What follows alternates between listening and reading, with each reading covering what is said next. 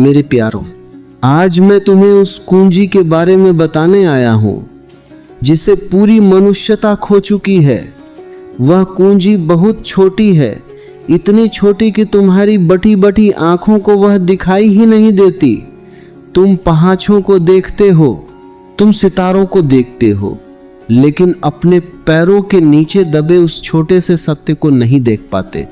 वह सत्य है मस्त रहना। तुम हंसोगे, तुम कहोगे ओशो क्या कह रहे हैं, दुनिया में इतनी आग लगी है, जेब खाली है, बीमारियां द्वार पर खड़ी हैं और आप कहते हैं मस्त रहो। हाँ, मैं यही कह रहा हूं, क्योंकि तुम्हारी पूरी गणित ही उल्टी है। तुम सोचते हो कि जब सब ठीक होगा तब तुम खुश होगे। मैं कहता हूं जब तुम खुश होगे तब सब ठीक होना शुरू होगा। तुमने परिणाम को कारण बना दिया है। तुमने स्कूलों में पढ़ा, दफ्तरों में सीखा कि सफलता पाओ तो सुख मिलेगा।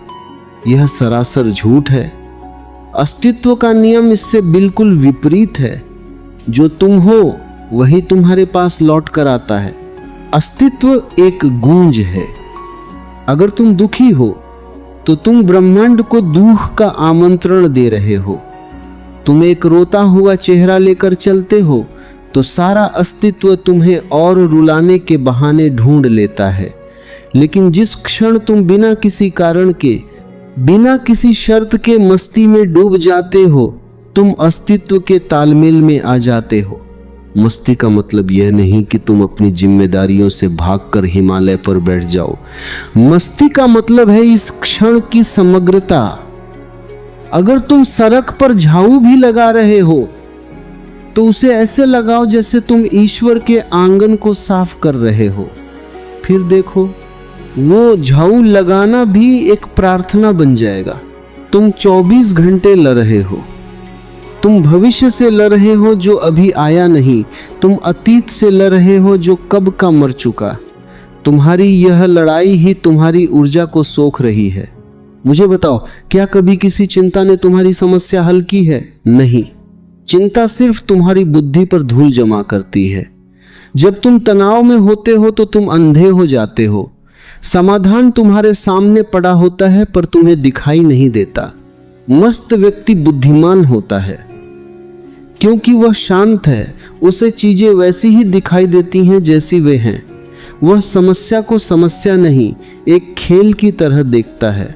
तुमने देखा है बच्चों को, उनके पास कोई बैंक बैलेंस नहीं है, कोई पद नहीं है, लेकिन वे सम्राटों की तरह मस्त हैं। क्यों? क्योंकि वे अतीत का बोझ नहीं ढोते और भविष्य की चिंता नहीं पालते। वे बस अभी और यही हैं।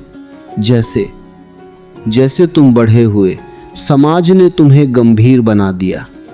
उन्होंने तुम्हें सिखाया कि गंभीर होना ही जिम्मेदार होना है। मैं कहता हूं, गंभीरता एक मानसिक बीमारी है। ईसाइयत ने ईसा मसीह को कभी हंसते हुए नहीं दिखाया। यह उनकी सबसे बड़ी भूल है। ईसा जैसे व्यक्ति तो मस्ती के शिखर होंगे। फिर से अपनी उस निर्दोषता को खोजो। अस्तित्व तुम्हें भूला नहीं है। जब वह उन नन्हे पक्षियों को दाना देता है जिन्हें कल की फिक्र नहीं, तो क्या वह तुम्हें भूखा रखेगा? तुम्हारा यह अहंकार ही तुम्हें डराता है। उस अहंकार को छोड़ो और समर्पण करना सीखो। अब तुम पूछोगे, ये होगा कैसे? ये कोई जादू नहीं है, ये एक कला है। सुबह जब आंख खुले तो शिकायत मत करो, बस एक गहरी सांस लो और धन्यवाद दो कि तुम अभी भी जीवित हो। यह एक चमत्कार है। अपने विचारों को ऐसे देखो जैसे तुम सड़क किनारे बैठकर गुजरती हुई गायों को देख रहे हो। उनमें उलझो मत।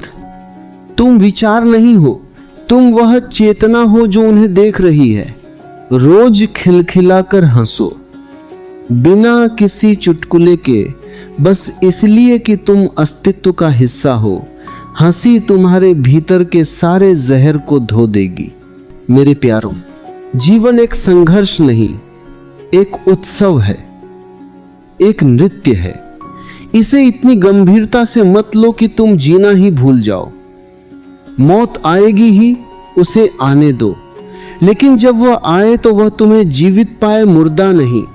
मस्त रहो, आनंदित रहो, क्योंकि जब तुम नाचते हो तो तुम्हारे साथ सारा अस्तित्व नाचता है और तब सब अपने आप ठीक हो जाता है।